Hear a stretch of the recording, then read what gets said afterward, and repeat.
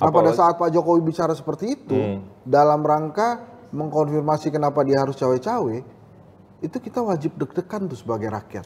Dia harus cawe-cawe karena ada riak-riak yang membahayakan negara dan bangsa. Mbak Puan tuh mengangguk-angguk.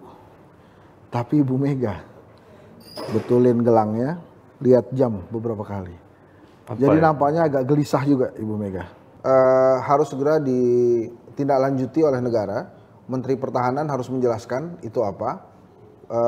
Saya nggak tahu apakah Kapolri atau Panglima TNI perlu menjelaskan, tapi minimal sahabat kita Pak Mahfud, Menko Polhukam bisa menjelaskan itu. Riak-riak apa? Bisa jadi seperti yang Bu Mega bilang, politik itu ada kalanya kayak dansa, nggak bisa salah satu dipaksa. Yes. Kadang-kadang maju mundur, goyang kanan, goyang kiri. Ya ini bagian dari dinamika yang, ya emang ini kan kalau bahasanya Arya sama Didit, ini pemain jago semua bro. Ya.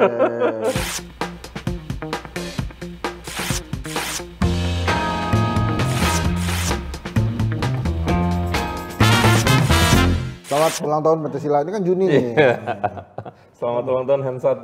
Oh, makasih. Udah lewat ya, Gemini Boy. Makasih lo tadi kadonya, gue impress banget. Thank you. Guys, makasih udah nonton Berisik lagi. Hari ini gue cuma berdua Hensat, tapi banyak berita yang menarik seputar Pak Jokowi hadir di PD Perjuangan bareng Ganjar dan Bu Mega. Gue juga kepikiran bahas, tadi lo juga yang usul soal ekspor pasir tuh sebenarnya menarik ya. Karena multidimensional sebenarnya, udah 20 tahun nggak ekspor, sempat di zaman Bu Mega 2003 tiba-tiba sekarang Pak Jokowi dengan beragam pertimbangannya keluarin PP gitu, peraturan pemerintah. Tuh kayaknya seru, sama gue kepengen ngambil sudut pandang lo dari, lo kan kedai kopi nih bro. Copres-capres, cawapres nih kan dinamis banget dan tadinya kita pikir udah ngerucut, akhirnya malah jauh lagi dan seterusnya.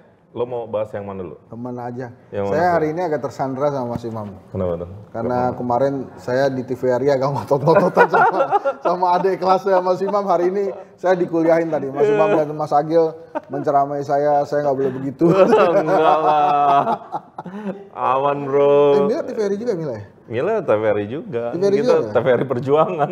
Oh iya. Tapi justru bagus lah, lo kan bikin diskusinya semangat dan presenternya rada tegang tuh. Itu temennya Mila tuh presenternya. Ya itu mungkin, apa tadi kita bahas juga, mungkin dari control roomnya udah begitu.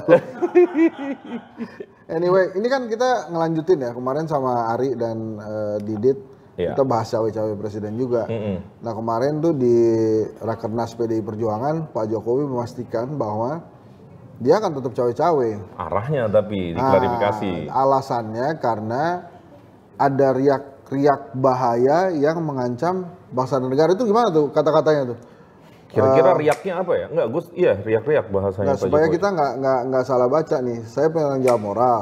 Tapi dia bilang tuh ada riak-riak bahaya ya, untuk bagi bangsa dan negara. Nah ini gini bro,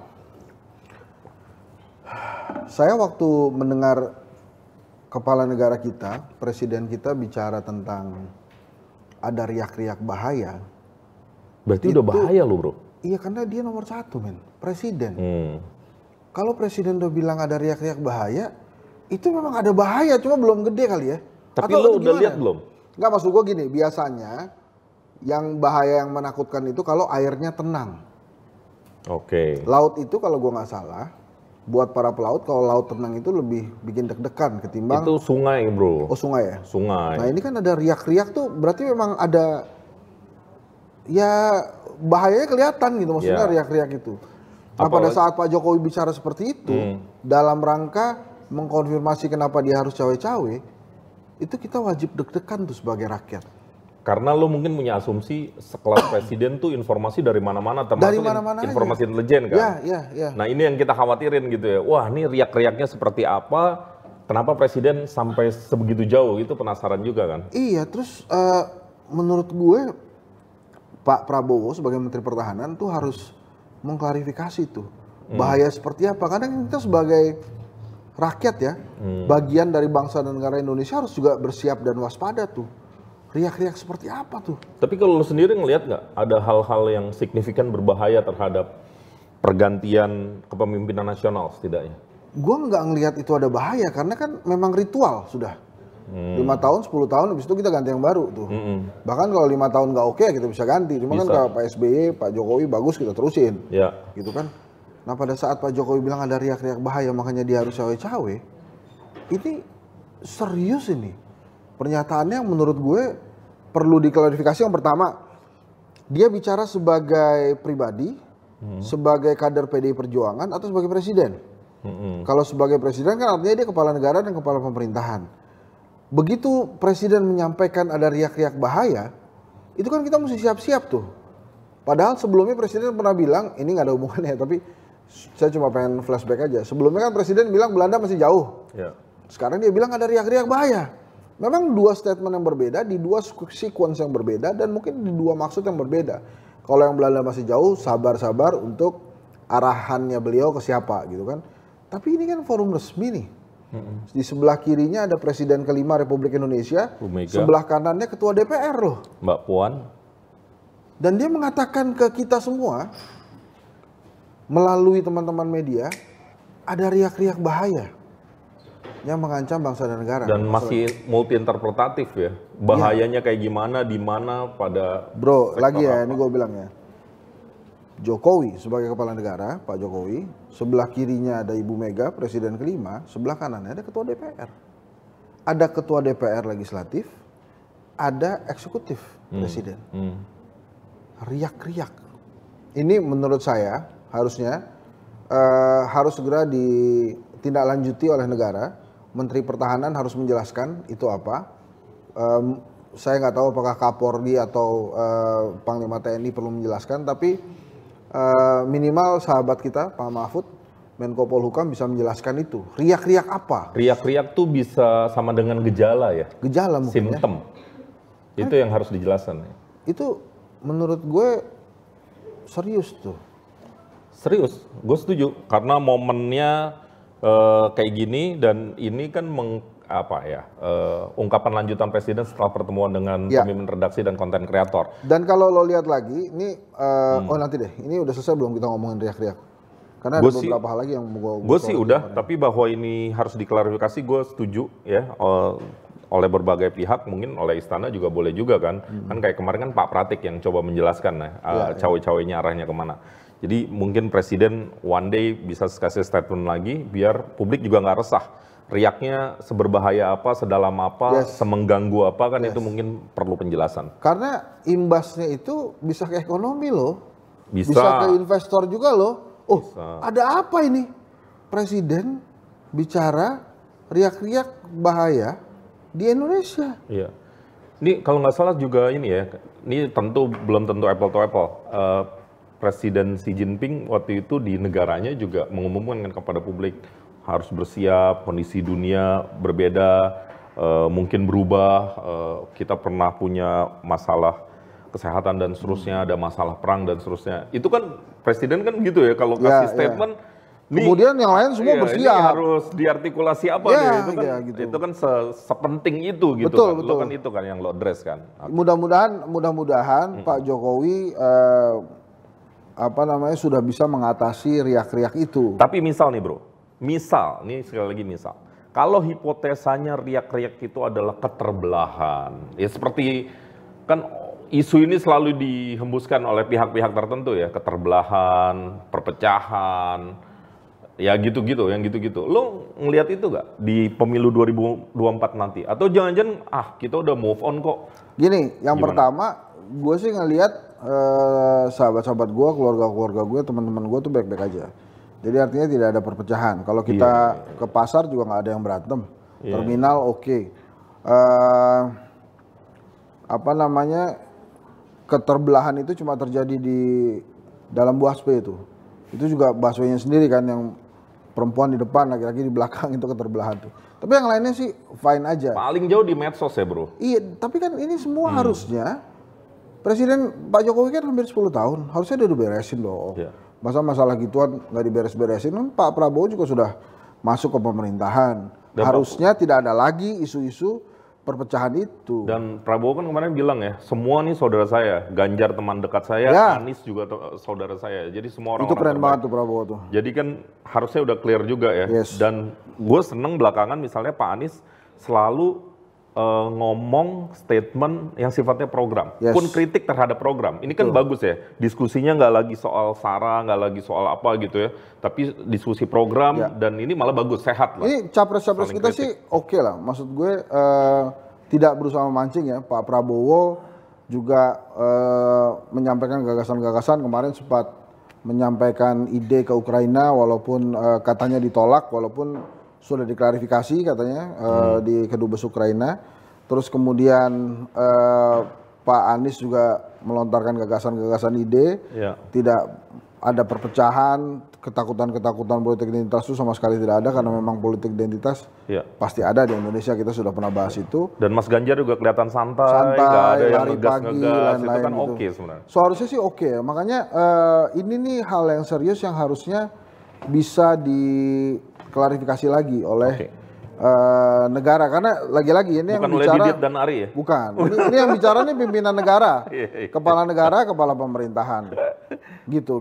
Nah ini juga nih bro ya, kalau gue lihat kemarin itu nampak sekali PDI Perjuangan mau memberikan tempat spesial ke Pak Jokowi. Iya ya, di tengah. Duduknya di tengah. Biasanya duduk di tengah itu Bu Mega, ketua umum. Iya. Nah ini nampaknya juga Ibu Mega ingin memberikan kesempatan spesial kepada Pak Jokowi nih. Nah ini kalau saya mungkin melihatnya ada dua nih bro. Yang pertama, Ibu Mega menepiskan isu bahwa dia berseberangan dengan Pak Jokowi. Iya. Media juga banyak menulis itu. Artinya dia memberikan tempat istimewa ke Pak Jokowi. Dan artinya hubungannya masih baik-baik aja kan, sempat gandengan tuh. Iya. Satu lagi, ini bisa jadi 6 partai jadi satu nih. 6 partai 6 jadi partai satu. koalisi jadi satu nih. Tapi gue kasih hipotesa ketiga. Apa tuh? Bisa jadi seperti yang Bu Mega bilang, politik itu ada kalanya kayak dansa, nggak bisa salah satu dipaksa. Yes. Kadang-kadang maju mundur, goyang kanan, goyang kiri. Ya ini bagian dari dinamika yang, ya emang ini kan kalau bahasanya Arya sama Didit, ini pemain jago semua bro. Ya. Kalau menurut gue sih ini bukan pemain bro, ini pendekar semua. Pendekar, ya itu. Dan gue seneng banget ngeliat Mas Nanan sama Mbak Puan berdampingan kan. Keren ya. Asik gitu. Ini kurang Mas Tatam satu lagi nih. Kalau satu lagi keren. Tapi ini dari sisi layout spesial banget. Kemarin Ibu Mega memberikan tempat ke Pak Jokowi. Walaupun ya, ini pengamat nih soalnya. Iya. Pada saat Pak Jokowi mengatakan dia harus cawe-cawe karena ada riak-riak yang membahayakan negara dan bangsa, Mbak Puan tuh mengangguk-angguk. Tapi Ibu Mega betulin gelangnya, lihat jam beberapa kali. Jadi nampaknya agak gelisah juga Ibu Mega dengan pernyataan itu. Tapi mudah-mudahan gue salah, makanya itu. Pernyataan itu kalau diungkapkan atau disampaikan oleh Mas Agil, Mas Imam, saya atau bahkan Mas Haye, Pak Haye gitu ya, Helmi Yahya, itu mungkin nggak berimbas banyak. Tapi begitu kepala negara bicara itu tentang bahaya, strategis. itu strategis dan pasti sangat berpengaruh. Terutama yang harus dijelaskan tuh kepada para investor misalnya. Iya. Terus kepada ya rakyat semua gitu, supaya ini clear bahwa sebetulnya riak-riak ini sudah bisa ditanggulangi oleh pemerintah, itu yang paling penting. Lo bener juga sih bro. Kebayang aja ya kayak investor kan jangan jadi makin wait and see, nggak berani naruh duit untuk muterin roda gitu ya. Kalau mau expand 2025 aja lah, 2024 nih semua nahan dulu lah, kan jadi kayak gitu takutnya. Ya itu di 2023 wah ada apa nih gitu. Oke. Karena semua pada bertanya-tanya. Sip. Oke, yang lain Mil, kita mau bahas itu apa? juga penting tuh sebenarnya. Yang mana? Ada satu lagi nih. Jokowi beri pesan ke bakal capres Ganjar, berani dan punya nyali, itu nomor 1. Ini udah beberapa kali presiden ngomong ini kan soal keberanian. Ya, tapi kan sekarang kita bertanya, sebetulnya, ini mohon maaf nih Bu Mega, Pak Jokowi itu menyampaikan harus berani dan nyali nomor 1 itu kepada siapa maksudnya? Ganjar itu harus berani dan bernyali itu kepada siapa? Apakah kepada ketua umumnya yang ada di sebelahnya, atau kepada para partai-partai koalisi yang sibuk saat ini merapat ke dirinya supaya dirinya independen, atau kepada bangsa lain gitu ya, demi harga diri Indonesia atau kepada siapa? Lagi-lagi ciri khas Pak Jokowi bersayap sekali. Dia ini ngomong ke siapa? Berani dan punya nyali itu. Misalnya ya, itu pesan ke Mas Ganjar untuk misalnya kalau nanti dia jadi presiden misalnya, kabinet urus dong. Nyali. Kalau sekarang ini milih cawapres, ikutin Anies dong. Bisa milih sendiri. Agak berani dong. Jangan tergantung, jangan takut, punya nyali. Kepada siapa? Itu kan pertanyaan gitu. Makanya tadi gue bilang, apakah ke Ibu Mega atau kepada koalisi-koalisi lain, atau nanti kalau udah jadi presiden ke bernegara gitu, ke negara lain yang hendak merepotkan Indonesia gitu. Jadi ini ciri khas Pak Jokowi lah yang biasa kita dengar tuh ya, bersayap, luar biasa ya, mempersilahkan interpretasi sendiri masyarakat gitu ya. Tapi saya lagi nih sebelum kita pindah topik, riak-riak bahaya yang membahayakan negara dan bangsa itu harus segera diklarifikasi karena imbasnya bisa bukan saja ke dalam negeri tapi juga ke luar negeri, termasuk para investor yang katanya akan berinvestasi di Indonesia pasti akan bertanya-tanya bila presiden sudah berkata ada riak-riak. Bro, sebelum pindah, satu lagi. Lu tadi sempat bilang 6 partai emang mungkin gabung dengan kondisi ini? Ya sangat mungkin kan gabung. Atau mungkin bahkan 7 partai termasuk PDI Perjuangan. Tapi kan bahkan jadi sekarang kayaknya nggak ada satupun polar yang solid dah. Kecuali maju mundur koalisi semua. Perubahan. Ya koalisi perubahan belakangan kan Demokrat juga ada ya walaupun ketua Bapilunya misalnya Andi Arief soal evaluasi dan seterusnya. Ya itu bukan polemik lah, itu wacana kan. Oke. Wacana. Terus Pak Prabowo kan juga belum solid-solid amat. PDI Perjuangan saat ini kemarin Mbak Puan juga bilang kan sedang menentukan cawapres itu, nanti kita bahas juga ya. Oke. Di akhir. Jadi kalau pertanyaan mungkin ya mungkin aja. Apa sih yang nggak mungkin ya? Ya. Belanda masih jauh. Ya, itu ungkapannya Pak Jokowi itu. Belanda masih jauh. Tiba-tiba dia bilang ada riak-riak yang membahayakan negara dan bangsa. Pak Jokowi mudah-mudahan bisa diklarifikasi atau Pak Prabowo lah sebagai Menteri Pertahanan menyampaikan kondisi negara kita bagaimana, atau apakah Pak Mahfud. Ya Pak Mahfud gitu. Ya kan, PLT Menkominfo juga, Menko Polhukam juga. Yes. Oke, topik kedua, ekspor pasir laut dan IKN. Ini menarik ya. Zaman Bu Mega di 2003 dilarang, kemudian 20 tahun kemudian ada peraturan pemerintah nomor 23 kalau saya nggak salah. Ini rame karena interpretasi. Ya baik itu di media sosial maupun di grup percakapan, jangan-jangan ini nih barternya nih dengan ekspor pasir, kemudian ada investasi IKN. Ini interpretasi aja sih, mudah-mudahan kita semua salah ya. Iya. Kita kan percaya aja Pak Jokowi pasti melakukan hal terbaik buat Indonesia, tapi karena waktunya bersamaan gitu ya, dan Singapura tuh kan doyan banget tuh sama pasir kita tuh kan, supaya dia bisa memperluas wilayahnya. Ini apakah ini sebuah kesepakatan gitu ya bahwa ada Singapura boleh lagi mengimpor pasir dari Indonesia, tapi juga kita diberikan kesempatan agar Singapura bisa investasi ke IKN mau. Tadi gue sempat riset tipis-tipis bro. Jadi di 2003 itu yang berkembang pertama isu lingkungan tentu, kedua isu pasir kita itu dibayar murah lah dalam tanda kutip. Ya, coba ke Bu Susi tadi, Bu Susi. Tangis sedih Bu Susi lihat pasir laut dikeruk buat diekspor. Nagih ucapan Jokowi dulu. Wartaekonomi.co.id menulis sampai ini. Dengan hari ini saya masih selalu bilang kepada semua orang seperti visi dan kata Pak Jokowi, laut masa depan bangsa. Ini terus lagi berkembang juga ini bro. Pertama soal pasir laut, kedua soal sedimentasi laut gitu ya. Karena kalau pasirnya itu ada di aturannya, di peraturan pemerintahnya. Tapi Mas Pram kalau nggak salah mengklarifikasi, ini juga sebenarnya mengatur soal sedimentasi yang ada di hilir yang sebenarnya jadi masalah. Tapi ada lagi katanya dibahas juga sama teman-teman LSM bahwa justru sedimentasi itu treatmentnya bukan kayak gitu juga. Itu dia ada di situ karena ada masalah juga. Ya kita undang lah nanti pakar-pakar ya supaya bisa menjelaskan itu supaya tidak seliweran simpang siur. Kalau ini kan simpang siur nih.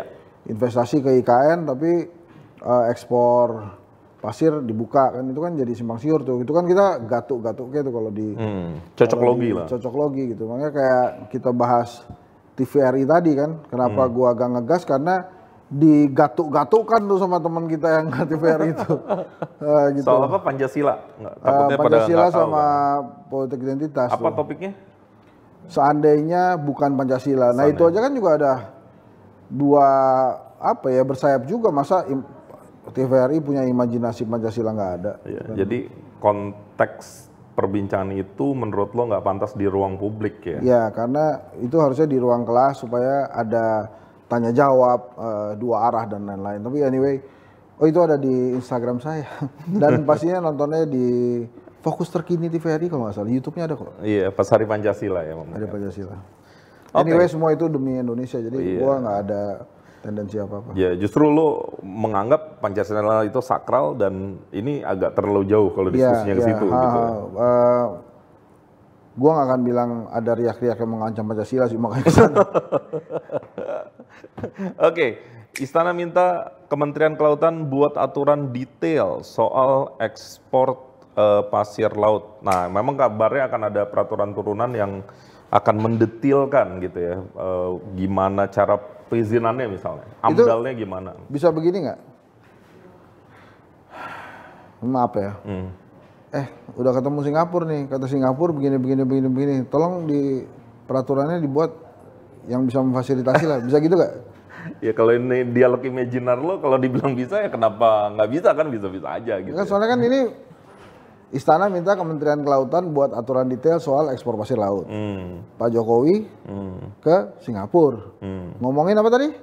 IKN dan investasi kan? Iya. Terlalu obvious kalau kita bilang nggak ada kaitannya, walaupun bisa aja nggak ada kaitannya. Iya, tapi ini kan harus ini bro, lo hipotesanya harus, kita harus lihat lebih jauh. Di sini kan posisi lo yang harusnya menenangkan gue ini kan, gue gelisah aja tadi. Makanya kita tunggu sejauh apa hasil pertemuan Singapura, karena pertemuan itu sih kabarnya nggak terlalu lama dan menurut gue ya waktu akan menjawab lo cocok logi lo itu cocok apa enggak. Misalnya, tiba-tiba apakah Singapura akan menjadi pembeli pertama, misalnya kan? Itu kan kita tunggu. Makanya kan waktu itu gue udah pernah bilang kalau di Jawa itu dalam politik Jawa, salah satu yang penting itu adalah perhatikan yang tidak dikatakan. Dengarkan yang tidak dikatakan. Nah ini salah satunya nih, dengarkan yang tidak dikatakan. Tidak dikatakan bahwa ada kaitannya, tapi kejadiannya ada peraturan yang dicabut, kemudian ada buat aturan detail tentang ekspor pasir laut. Satu sisi Pak Jokowi pergi ke Singapura dan kita sama-sama tahu Singapura punya kebutuhan akan pasir untuk memperluas wilayahnya. Dan mungkin kita punya kebutuhan untuk membuat ruang fiskal pembangunan IKN lebih nyaman. Nah ini yang harus dijawab oleh waktu bro, nggak bisa kita memastikan tuh, ntar offside bahaya bro. Oke, ada lagi? Bu Susi tuh tadi tangis. Udah, ini apa nih sekarang topik terakhir nih? Topik terakhir, nah gue sebenarnya pengen nanya ke lo, nih lo kan peneliti ya, kedai kopi, belakangan kan soal pencapresan, pemilihan cawapres, itu kayak kita kira misalnya kalau dari kubu Pak Anies, dari pas weekend tuh kita kira waktu Pak Anies main ke Pacitan ketemu SBY, wah ini udah mengkristal nih. Terus Pak Anies akan roadshow ke semua ketum partai terhadap satu nama, udah mengkristal. Nah begitu juga misalnya di kubu Mas Ganjar, Mbak Puan sebut beberapa nama, uniknya salah satunya ada AHY. Sebaliknya di kubu Pak Prabowo, ya tadinya mengkristal ke Caimin karena ini perjanjian kabarnya dari awal, tiba-tiba berbeda lagi, belakangan muncul nama lain dan seterusnya. Ini gimana ya bro? Ya karena begitu capres itu sudah hampir pasti 3 nama ini yang bisa menguat, artinya Pak Anies, Pak Prabowo, Pak Ganjar ini sudah meninggalkan lawan-lawannya lah untuk pencapresan. Maka pilihan lainnya buat para tokoh ini adalah jadi cawapres. Cawapresnya ada 3 tempatnya kan. Nah kita bahas Mas Anies dulu lah. Mas Anies oleh partai-partai pengusungnya itu di Koalisi Perubahan untuk Persatuan sudah diberikan keleluasaan. Silakanlah pilih lah udah. mau siapa cawapresnya. Maka dari sana kan dua golongan besar aja nih si calon wakil presidennya Mas Anies dari dalam koalisi perubahan atau dari luar. Makanya kalau dari dalam kan muncul nama AHY, nama siapa namanya Pak Ahmad Heriawan misalnya, dan beberapa nama lain lah gitu. Nah kalau dari luar kan ada nama Pak Mahfud, Khofifah, Sri Mulyani gitu ya, macam-macam namanya itu, mantan-mantan presiden Pak Jokowi, mantan-mantan menterinya Pak Jokowi, termasuk nama-nama kontroversial seperti Sudirman Said, Riza Ramli, Susi Pujastuti, itu juga sempat berseliweran kan di media tuh. Nih gue nggak ada pesanan apa-apa ya, cuma gue pengen nanya, nama anak-anak muda kayak Emil Dardak emang belum kelihatan ya bro? Ada, waktu itu juga ada disampaikan, tapi kan Emil Dardak ini Demokrat. Ada juga anak muda lain yang namanya AHY. Iya juga. Gitu. Ini masalah kesempatan aja, ruang tunggu lah. Nah, terus kalau kita pindah ke Pak Prabowo, ini kan kita sudah paham lah bahwa Pak Prabowo itu nggak pengen Caimin jadi wapresnya.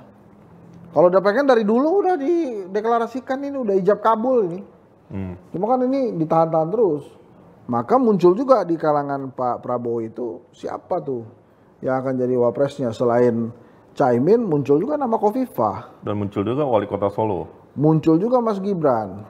Masalah umur sekarang lagi di judicial review, kemarin kita sudah bahas sama Pak Boyamin kan.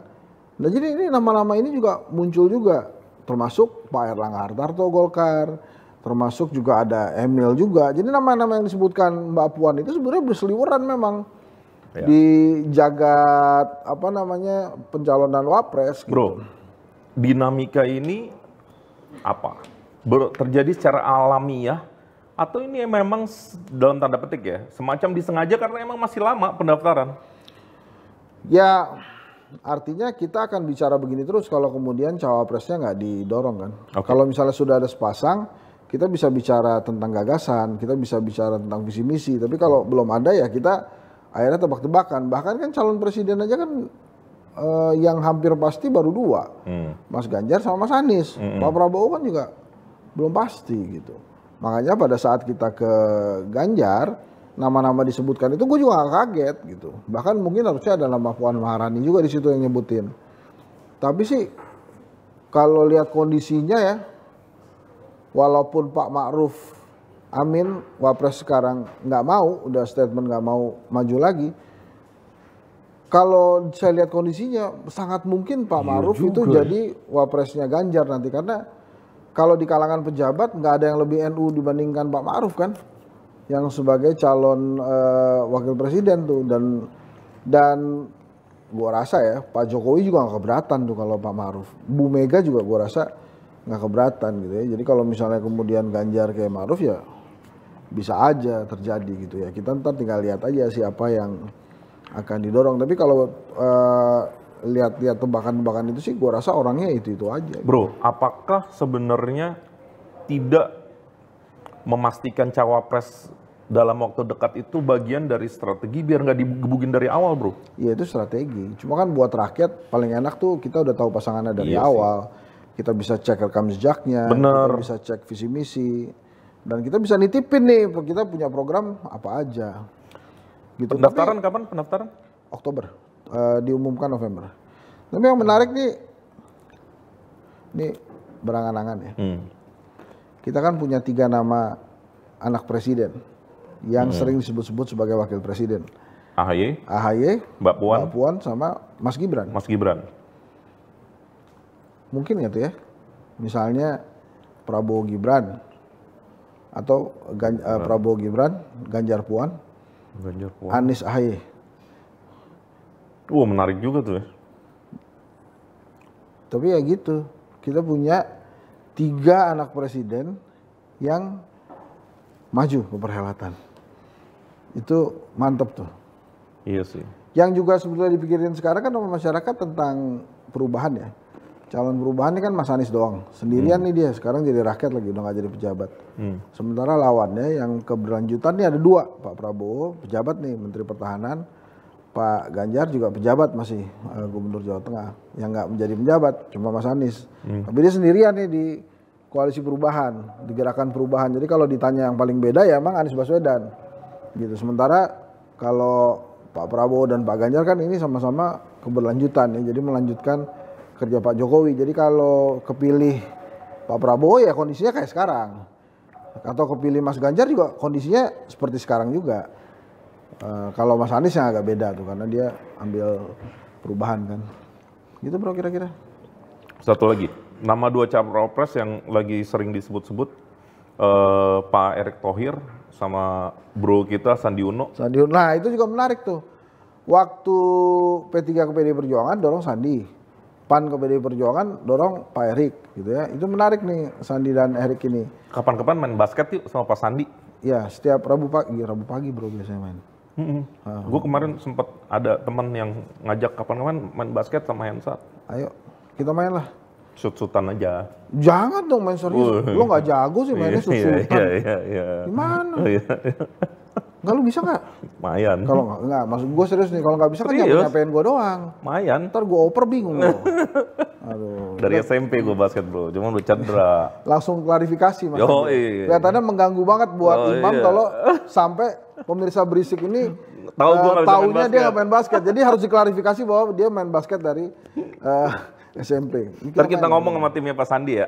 Iya. Kita siap main basket. Ini lucu ya, 2 sahabat tapi demi cawapres nih kelihatannya agak berseteru juga. Atau nggak berseteru. Oke, kita undang siapa yuk? Kita ngebahas itu kalau seandainya Erick Thohir maju sebagai calon wakil presiden, itu gimana tuh persepak bola Indonesia? Buat gue, dengan apa yang dilakukan oleh Pak Erick selama ini untuk sepak bola walaupun baru sebentar, gue impress banget. Keren sih, iya. Bukan hanya tentang kemarin dapat emas SEA Games setelah sekian lama, tapi perubahan signifikannya lumayan walaupun mengundang Argentina tiketnya ternyata mahal bro. Iya. Tapi gue pengen beli tuh karena ya hitung-hitung buat kemajuan sepak bola Indonesia lah. Ini kita perlu bahas tuh apa yang terjadi tuh kan waktu itu kita sempat bahas ya kalau Pak Erick maju sebagai cawapres dia emang nggak harus mundur sih dari ketum PSSI. Kalau nanti dia terpilih ya mau tidak mau dia akan mundur dan sangat mungkin Pak Zainuddin Amali menjadi ketua umum PSSI. Tapi apakah kemudian wakilnya Pak Erick memiliki visi yang sama dengan Pak Erick kan kita belum tahu. Gitu. Kita perlu juga tuh jadikan topik kapan-kapan gitu ya. Minggu depan kita masih apa ya? Harusnya kita ada beberapa tamu hari ini ya. Iya, cuman terus nggak jadi. Nggak jadi, lu nya juga sibuk. Enggak sibuk. Ini siang-siang nih pemirsa. Biasanya kita kalau setting tuh malam. Obrolan malam. Ya. Udah kali ya? Udah. Cukup ya? Udah banyak yang kita ulas. Mudah-mudahan kasih perspektif buat teman-teman. Sampai jumpa lagi minggu depan. Lo ada yang mau diomongin nggak? Enggak, udah. Makasih ya. Kalau obrolan kita ini menarik, tolong kabari teman-teman yang lain. Kalau obrolan kita kurang menarik, tolong komen. Supaya obrolan ini bisa lebih menarik. Asik ya, karena berisik. Karena dia bukan pilihan. Sampai jumpa. Assalamualaikum warahmatullahi wabarakatuh.